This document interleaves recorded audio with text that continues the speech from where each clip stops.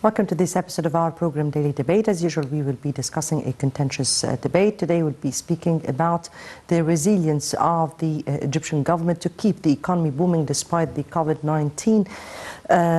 We'll also be shedding light on the Egyptian relations with the African continent at large and its keenness on boosting and propagating Africa, and keep on with its very distinguished relations with most of the African countries in a way that will serve the interests of all the continent at large. We'll be speaking about that. We'll be speaking about the leadership keenness on accelerating and progressing the developmental process, not just in Egypt, but also in Africa at large. We'll be speaking about that later on in our episode. Before we delve into our discussion, first let's have a top story of the day, and definitely the top story of the day is the second phase or the second stage of the Egyptian parliamentary elections. And polling stations in 13 governorates opened at 9 a.m. for citizens to cast their ballots on Monday and Tuesday in the runoff of the first stage of the House of Representatives elections. The vote, which is limited to candidates running under the individual candidacy system, ends at 9 p.m. on Tuesday. The governorates taking part in the stage's runoff vote are Giza, Fayoum, Beni Suef, Minya, Asyut, Silwadi, Gdeed, Sohag, Qina, Luxor, Aswan, Alexandria, Bahira, and Matruh. A total of 220 candidates will be competing for 110 seats in these governorates, and in preparation for the voting process, polling stations were disinfected as a protective measure against the coronavirus crisis, and the armed forces and police are securing polling stations. Right, to highlight the second or the runoff of the House of Representatives elections, we have with us over the phone Mrs. Amira, yes, hello, Mrs. Amira Sabar, Member of Parliament. Good evening to you, and let me congratulate you first. Thank you. The last time you were here, we were speaking about the youth, right? Yes, we are speaking about the youth and their participation in the politics and the political scene too. So it's good to have you in this House of Representatives to be able to do what we were speaking about of the youth role, right? Yeah. Thank you so much. I have won the elections, now acting as a member of the new parliament, and proudly a member of the CPYP as well. Yes. Let me know from you, Mrs. Amira, how do you view the representation in this parliament? How do you view the role that is supposed to be played by different sectors of the society who are participating in this House of Representatives, and who the leadership themselves were very much keen on them being representing the society at large? Yeah, I think the role of the youth is gonna be massive, especially that they are coming from different backgrounds, and the new thing is that most of them are actually politicians who have been into the political scene and are different backgrounds, from the far right to the far left. So I expect very engaging and serious political engagement happening during the next stage in the parliament. Also, I expect high-end topics being discussed because everyone is technically strong in certain files, ranging from culture, security, social solidarity, justice. Everyone has his edge. So I think there could be a kind of complementation and a kind of different political practice inside the next parliament. Right. The inclusion of youth, women are very much indeed important for this House of Representatives. Let me know, now this House of Representatives, along with the Senate, are taking part in the political life while we are in a very critical stage.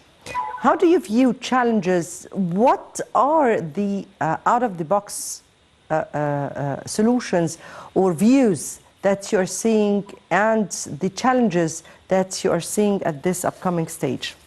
Yeah, I think it's very obvious that during the upcoming stage we're facing massive external and internal challenges, especially after the COVID consequences, and that everyone is like taking a job, worried about his future. So we are amidst many challenges, and that's why I'm hopeful as well, because youth being involved and women being involved, they are representative of massive sectors, like millions of them are behind them to be represented and to have their voices out. So I think the engagement of youth and women are going to draw the attention and the engagement of many, like hundreds of thousands of youth from universities, fresh graduates, even who are active in different fields, because it's about peer-to-peer learning experience.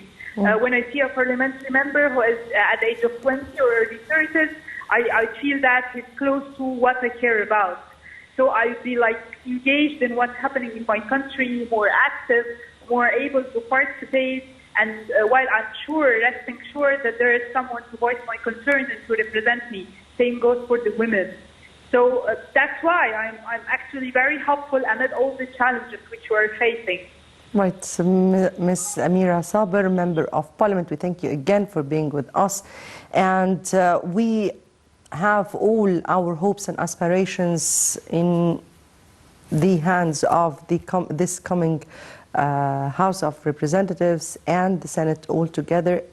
We are hoping that the performance of those two chambers would really help along with the leadership in maintaining the challenges the country are facing. Now we move on to our topic of the day, and before we start with our discussion, let's first have a quick look on this report and President Sisi Lode's government's achievements amid the coronavirus pandemic. Let's watch. Abdel Fattah al-Sisi praised on Saturday the achievements made by the Egyptian government despite the coronavirus pandemic. The president wrote on his official Facebook page, "I would like to thank the government for the positive economic indicators it has achieved this year despite the coronavirus crisis and its dire consequences." He added, "Those efforts have been commended by major international financial institutions, topped by the IMF's experts' declaration that the Egyptian economy has exceeded expectations and showed resilience during the pandemic due to the strict implementation of the economic reform program." The president also extended his regards to the Egyptian people for supporting the government and the economic reforms. It's worth mentioning that during the last 6 years, Egypt managed to complete a lot of national mega projects in a very short period, including the establishment of the world's biggest power plants for conventional and renewable energy in a new administrative capital equivalent to twice the size of Cairo. According to the World Economic Agencies, Egypt during the pandemic has been the only country in the Middle East to achieve a positive growth rate of 3.9%, and that makes it one of the fastest growing economies. Over the last 6 years, inflation rates were lowered from 33% to 4%, and the unemployment rate ranged from 13% to 7.2%, while the budget deficit went down to 7.3% from 14%.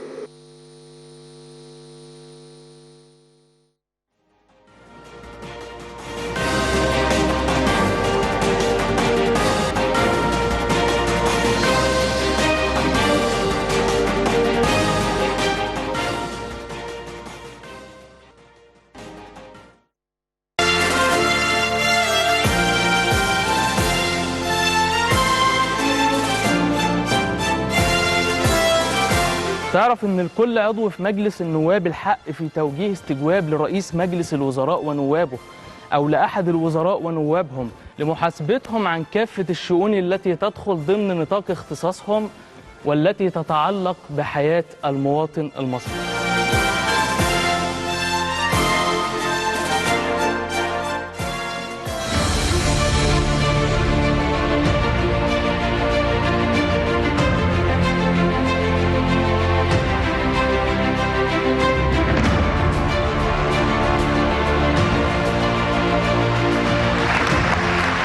تجتمع نجتمع سنويا على هذه الأرض، أرض مصر، نقطة تلاقي الحضارات. نرسل رسالة إلى كل شعوب العالم المحبة للسلام والتي تعلي من قيم الإنسانية.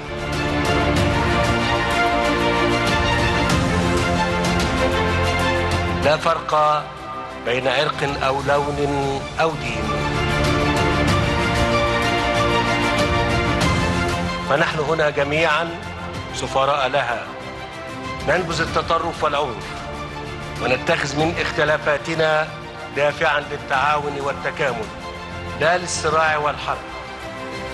مصر التي وقفت وتصدت بحزم لقوى الشر والظلام نيابة عن العالم، واستبشر شبابها في الدفاع عن قيم الإنسانية، شباب وقف شامخا صامدا مدافعا عن شرفه وبلده، ليعلم البشرية كلها كيف يكون إنكار الذات وكيف تكون التضحية بكل غال ونفيس من أجل قيمة أسمى وهدف أنبل.